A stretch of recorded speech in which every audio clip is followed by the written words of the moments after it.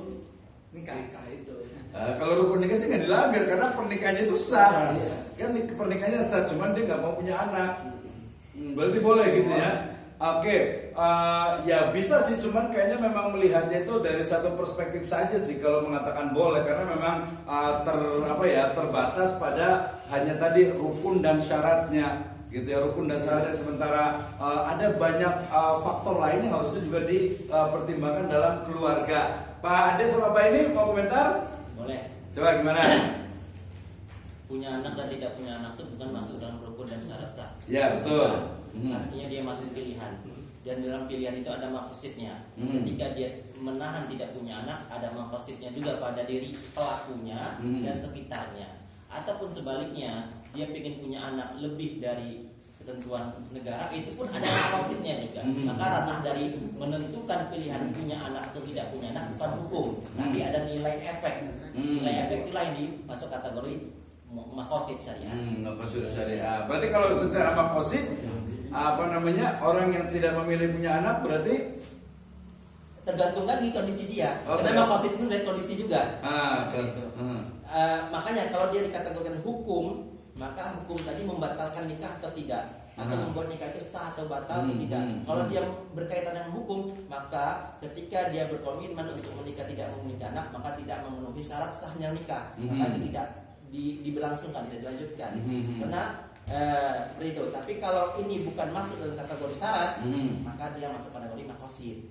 Nah, seperti itu. Mungkin dengan jarak, semuanya saling bekerja, tidak memungkinkan ada pengasuhan yang intens pada anak, itu kan kembali kepada maqasid. Sehingga adanya anak memberikan madarat pada anak.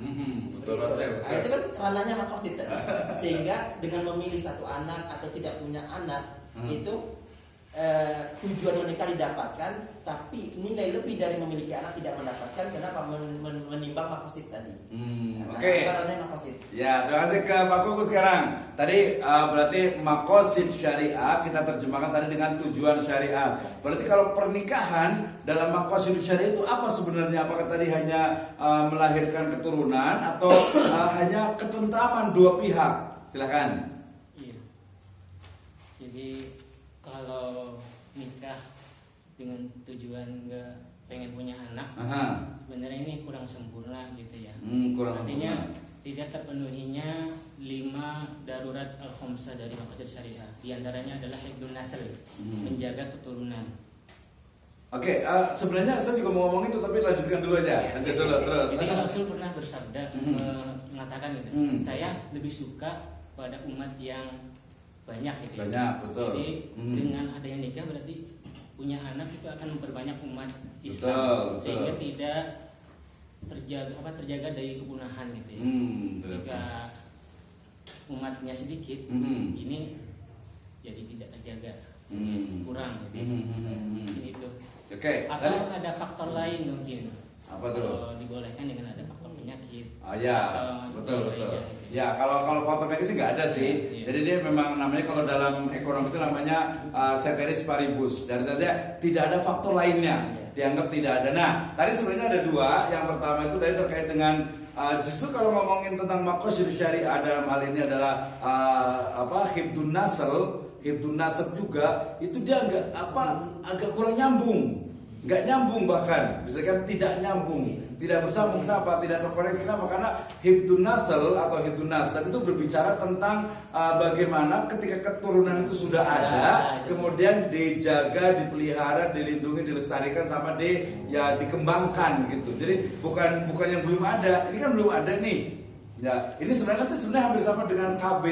Ya, program KB namanya, mungkin ada yang steril atau ada yang yang dia itu memang mematikan. Jadi kalau nggak punya anak tuh biasanya memang dia tuh di bahasa kalau bahasa kasar itu karena itu dikebiri gitu ya. Jadi memang iud atau apa tuh yang diikat katanya tuh pokoknya dihilangkan seperti itu. Jadi memang dia nggak punya anak gitu. Vasektomi, tubektomi ya. Kalau vasektomi laki-laki, jadi kebiri lah vasektomi. Nah, tadi kalau yang pertama berarti maksud saya tadi kalau ngomongin tentang maqasid syariah, dia gak nyambung karena dia bicara tentang melindungi itu sudah ada. Nah, itu yang pertama. Yang kedua tadi terkait dengan kalau kepunahan sebenarnya sih bisa jadi betul ya, walaupun nanti bisa dibantah lagi dengan mengatakan kan nggak semuanya seperti itu gitu ya. Tapi ternyata kalau kita lihat fenomena di Jepang gitu, di Singapura juga, kalau Singapura itu ada program apa yang baby bonus itu, ya yang punya anak dia ditambahin apa namanya bantuannya. Ya karena apa? Karena kayak di Jepang generasi mudanya itu sudah mulai hilang. Yang kecil, anak kecil itu dengan dikit sekali.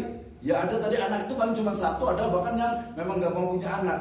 Tapi ini di Indonesia ini sudah mulai banyak terjadi. Tadi contohnya nikah perempuan rata-rata pengen 30 tahun gitu kan ya. Kemudian ketika punya anak pun sekarang 2 itu udah banyak gitu ya. Ada yang 1 bahkan tadi banyak juga yang nggak mau punya anak juga. Nah, kayak biasanya kalau yang menyalahi fitrah itu akan keganggu dia siklus kehidupannya. Siklus kehidupannya. Apa kebahagiaannya berkurang. Makanya adanya maqasid syariah ini. Dengan adanya keturunan kan akan menambah kebahagiaan. Ya, oke. Nah, jadi sebenarnya nanti ketika bicara tentang maqasid syariah, dia memang lebih luas lagi. Saya kasih contoh gini, ya kalau buku yang paling klasik tentang maqasid syariah itu kan ada buku namanya Imam Al-Hakim At-Tirmidzi, yaitu As-Shalah wa Maqasiduha, salat dan maksud-maksudnya. Nah, berarti dia ketika ngomongin tentang sholat dan maksudnya, itu bukan hanya sholat itu untuk dari sisi kesehatan, dari sisi psikologi, dari sisi kedisiplinan, tapi menyeluruh. Itu sebenarnya yang saya maksud dengan apa? Yang dimaksud dengan apa? Maqasid bisa. Jadi tidak hanya satu spesifikasi tidak hanya satu perspektif saja. Nah, tadi contohnya ketika dikatakan menikah dalam perspektif maqasid syariah, dia adalah bukan hanya untuk mendapatkan, melahirkan, meneruskan keturunan, bukan hanya itu. Ya ada yang lainnya, yaitu apa? Yaitu untuk ketentraman jiwa, ya baik laki-laki ataupun perempuan. Ya kemudian nanti mungkin ada yang lainnya. Nah, kalau Pak Ajat kira-kira selain nikah itu tujuannya apa nih? Selain tadi untuk mendapatkan keturunan, kemudian juga untuk ketentraman jiwa. Ketentraman jiwa itu berarti ya ketika kita menikah kita itu lebih tenang. Apa yang lainnya? Status. Ya, perspektif apa lagi nih yang lainnya? Apalagi ya?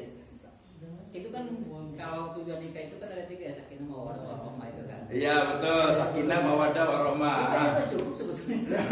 Oke, jadi kalau bahasa kerennya gini, reaktualisasi sakinah mawaddah warahmah.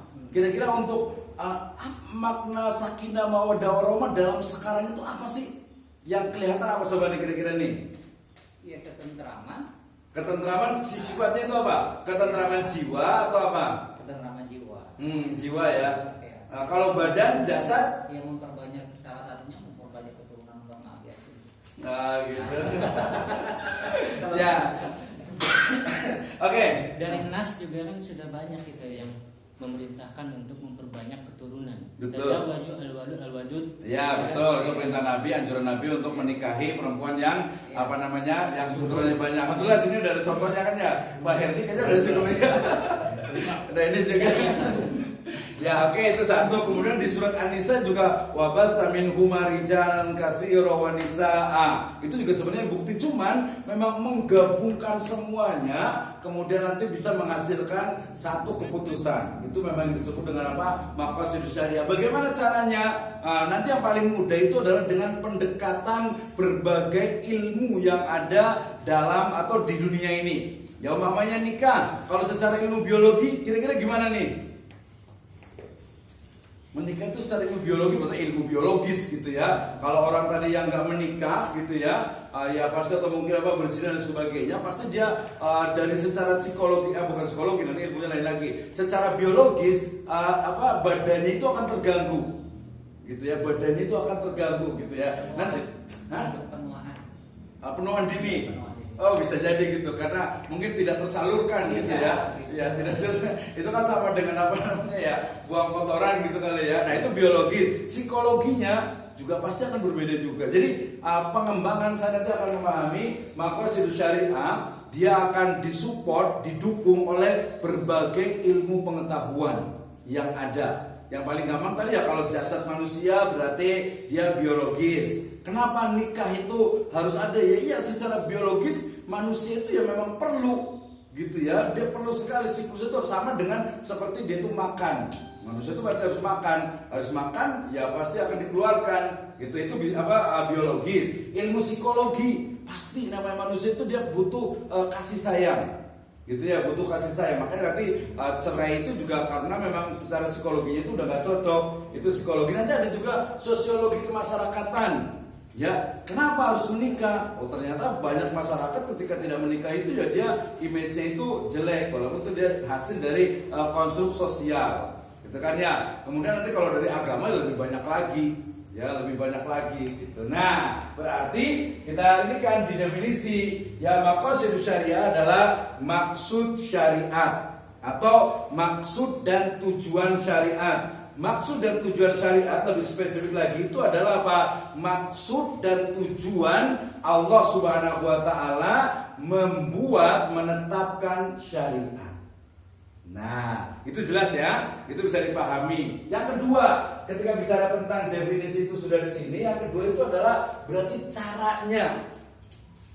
Bagaimana cara mengetahui maqasidus syariah?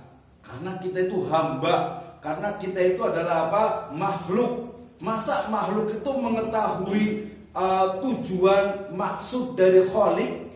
Wah, ke Pak Ahmad Yani lagi nih. Ya, atau ke Pak Cesar boleh juga nih. Udah paham tadi ya? Maqasidus syariah itu adalah maksud dan tujuan syariat yang dia itu adalah mengetahui maqasidnya itu dengan berbagai ilmu pengetahuan yang berkembang, termasuk juga nanti bahasa. Jangan lupa, mamanya Pak Cesar suka bahasa nih. Wah, itu penting sekali. Ya, ya boleh jangan. Ya. Jadi kalau bahasa itu ternyata kemarin satu mengatakan Nabi yang dari Arab itu, ya yang menggunakan bahasa Arab itu ternyata hanya berapa orang Ustaz Ade? Nabi yang dia orang Arab dan menggunakan bahasa Arab. Ya 2 atau 3 lah. Ya kan ya? 2 bahkan Nabi Muhammad SAW, kemudian Nabi Ismail, kemudian siapa lagi? Nabi siapa lagi? Nabi Ismail dengan Nabi Muhammad SAW. Ya sebutnya sementara 2 dulu deh. Ya 2 dulu deh. Nah, berarti apa? Nabi yang selain itu kita anggap saja 23 itu bukan dari Arab. Ya, berarti mereka menggunakan bahasa yang berbeda dan memang betul. Ya, Nabi Ibrahim menggunakan bahasa Ibrani. Ya, kemudian apalagi Nabi Isa juga, ya Nabi Musa, Nabi Khidir, Nabi Harun, ya semuanya dia pakai bahasa Mesir. Ya, Nabi pakai Mesir karena memang di Mesir. Nabi Yusuf juga sama. Gitu kan? Nah, tapi kemudian kenapa kemudian wahyu itu menggunakan bahasa Arab? Nah, itu nanti belajar tentang keutamaan dari bahasa Arab, gitu ya. Ya, silakan. Ya, nggak usah dulu. Nah, kita lanjut dulu. Berarti yang kedua ini adalah tadi cara, ya. Apa? Cara untuk mengetahui maqasidus syariah. Nah, tadi kita itu hamba, kita itu manusia, kita itu makhluk. Kok ingin tahu ya maksud dan tujuan Khalik, maksud dan tujuan dari pencipta kita? Mungkin atau tidak? Mungkin. Caranya dengan kalau di pelajaran yang lalu dengan dalil-dalil. Dengan dalil ya. Dalil Al-Quran, hadis, ijma dan qiyas. Ya, tapi kalau mama di sini biasanya kita batasi di Al-Quran dan hadis karena bisa tentang wahyu. Jadi bagaimana seorang hamba makhluk mengetahui maksud dan tujuan Khalik? Tentu saja dengan apa? Dengan wahyu atau firman. Bahasa Indonesia ini adalah dengan ucapan. Ya, kalam itu ucapan ya. Ucapan, kalam, firman Allah Subhanahu wa taala yang diturunkan untuk manusia. Sehingga di situ ya 2, Al-Qur'an dan hadis yang sahih. Nah, tapi kemudian berarti apa? Oh, manusia bisa mengetahuinya di dalam Al-Qur'an dan hadis, dan kemudian nanti ada sesuatu yang memang tersembunyi.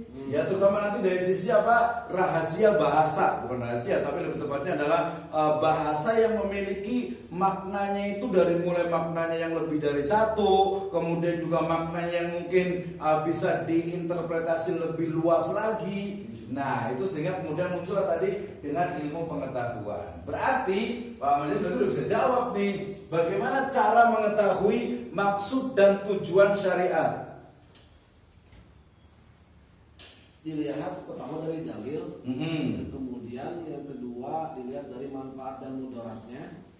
Jadi oke, bisa. Jadi udah cukup. Pertama itu adalah berdasarkan bagaimana cara mengetahui maksud dan tujuan syariat. Pertama itu adalah apa?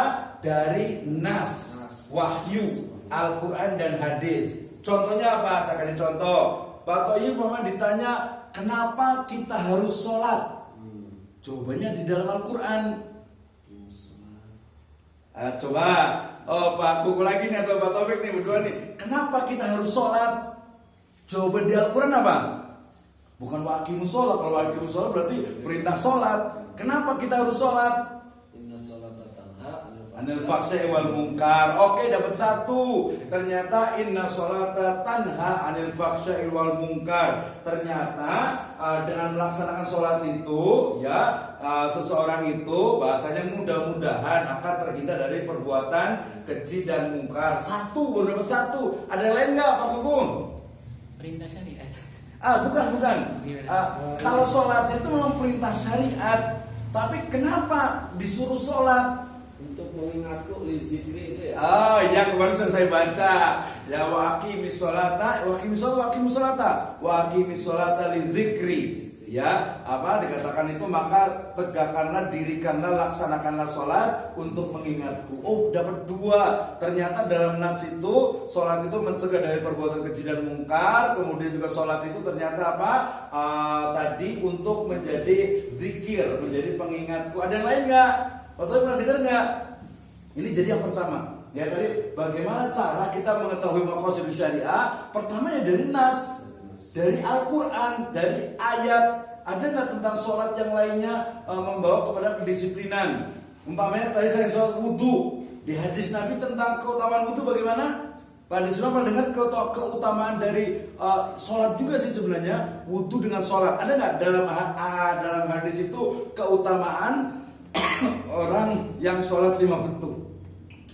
Keutamaan orang sholat 5 waktu. Iya, keutamaan orang yang sholat 5 waktu. Keutamaan, fadilah. Orang sholat 5 waktu. Iya, orang yang sholat 5 waktu. Keutamaan, fadilah, permisalan aja deh, tamsil. Kalau 5 waktu ya tadi yang dikatakan di zikri, Terus? kemudian mencegah berbuat Kemungkaran, kemungkaran, kemudian mendapatkan pertolongan Allah. Ayatnya kayak gimana tuh? Iya karena budo ya karena stain. Iya karena berdua ya. Itu tapi dia maknanya beribadah ya. Iya karena berdua iya karena stain. Tapi kayaknya bisa nggak sih? Kamu bisa nggak sih iya karena berdua iya karena stain? Masuk kayak gimana? Coba penjelasan masuknya gimana? Coba Pak Adil gimana? Ya lain dikatakan idza salaka ibadi anifa ini qarib uji budak wa tada'in dadaan fal yastajibu li wal yu'minu bi. Syaratnya itu sehingga mendapatkan balasan dari Allah. Syaratnya menunaikan semua kewajiban yang Allah wajibkan, maka Allah akan memberikan hadiah. Dengan sholat itu nanti akan mendapatkan pertolongan. Sebenarnya secara umum adalah dengan kita itu beribadah, maka kita akan mendapatkan pertolongan Allah Subhanahu wa taala. Makna dalam ibadah itu termasuk di dalamnya juga adalah sholat. Spesifiknya ada di dalam panggilan sholat. Hayya 'alal falah. Kalau hayya falah dia nas juga sih, hadis juga gitu. Iya. Tapi kan kalau hayya falah itu mari kita menuju ke kesuksesan, kesejahteraan, falah gitu ya. Nah, sebenarnya bisa tapi agak masih kurang klop dikit. Ya, kurang klop. As-sholatu ala waqtiha. Itu kan kedisiplinan. Itu ada nanti inna sholata kanat 'alal mu'minina kitaban mauquta. Tadi kan bicarakan sholat 5 waktu fadilahnya. Iya, betul. Bukan tentang sholat di awal waktu. Iya, pada waktunya. Nah, kalau tadi itu adalah maksud dan tujuan syariat yang dalam nas dan apa namanya sorih. Sorih itu apa Pak Kuku? Jelas. Memang tekstualnya itu seperti itu. Itu yang pertama. Tapi ada memang yang kedua tadi, yang dia itu apa? Bisa dikatakan kontekstual atau maknanya itu diperluas. Ya kita bisa mengatakan bahwasanya inna sholata kanat 'alal mu'minina kitaban mauquta. Pokoknya sholat itu adalah sesuatu yang diwajibkan, kitaban mauquta diwajibkan dan juga apa ditentukan waktunya. Oh, berarti karena ditentukan waktunya berarti salah satu dari tujuan sholat itu adalah agar orang itu disiplin. Nah, berarti tadi di level yang kedua. Jadi level pertama untuk mengetahui maksud dan tujuan syariat itu adalah memang nasnya, teksnya itu jelas, Yang kedua memang nasnya itu dia bisa memiliki makna yang lebih, ya, bisa memiliki makna yang lebih kontekstual. Termasuk kemarin saya pernah cerita tentang fadilah dari sholat berjamaah, ternyata secara selain kedisiplinan juga secara sosial kemasyarakatan. Ya kalau orang sholat di rumah terus gitu kan, dia kayaknya nggak pernah sosialisasi. Tapi kalau dia subuh udah ketemu, orang kalau subuh keadaannya kayak gimana, duhur ketemu lagi, asar ketemu lagi, maghrib, isya, itu ada salah satu dari juga maqasid syariah sholat khususnya berjamaah itu adalah membangun kebersamaan dan juga interaksi sosial. Tadi yang saya maksud dengan tamsil dari orang yang sholat 5 waktu itu seperti apa? Pak saya pernah dengar? Seperti mandi. Ya betul, seperti mandi. Seperti apa? Mandi 5 kali sehari. Jadi kayak gimana? Dia akan selalu bersih. Ya betul, itu yang saya maksud. Itu juga baru satu contoh dalam hadis itu tentang ternyata orang yang sholat itu ditamsilkan seperti orang yang dia itu tinggal di dekat sungai, kemudian dia mandi 5 kali. Bagaimana ya badannya itu bersih. Nah di situ kan dia bukan badan kan, itu kan hanya tamsil. Maksudnya ya bukan badan itu mungkin ya dari sisi wudunya mungkin anggota wudunya itu akan bersih terus, tapi yang pasti itu adalah lebih kepada jiwa. Berarti dengan sholat, makanya nanti dalam kajian tazkiyatun nufus atau orang umum itu bilang itu tasawuf, ya, bahwa sholat itu adalah bagian dari cara metode untuk membersihkan jiwa. Nah, ketemu tuh di situ. Ternyata sholat itu memang membersihkan juga, maksud dan tujuannya salah satu itu adalah membersihkan jiwa, nyambung juga ke tanha anil fahsya'i wal munkar. Nah, itu baru sholat. Kalau kita ngomongin ekonomi itu lebih banyak lagi. Nah, gitu ya. Itu baru syariat. Belum lagi nanti yang larangan. Oke, berarti kita menemukan 2. Yang pertama tadi adalah cara mengetahui maksud dan tujuan syariat itu adalah membaca nas, teks syar'i, yang itu secara wadi, secara sharih itu ada nasnya. Yang kedua adalah membaca secara membaca teks nas Al-Quran dan hadis, tetapi maknanya itu dia multi interpretasi atau lebih diluaskan. Nah, masuk yang ketiga, ini memang lebih kepada kepada yang disebut dengan ya bisa dikatakan kias, tapi lebih tepatnya itu adalah logika. Ya, logika di sini. Nah, logika dalam hal ini tentu saja ya logika yang ro'yu.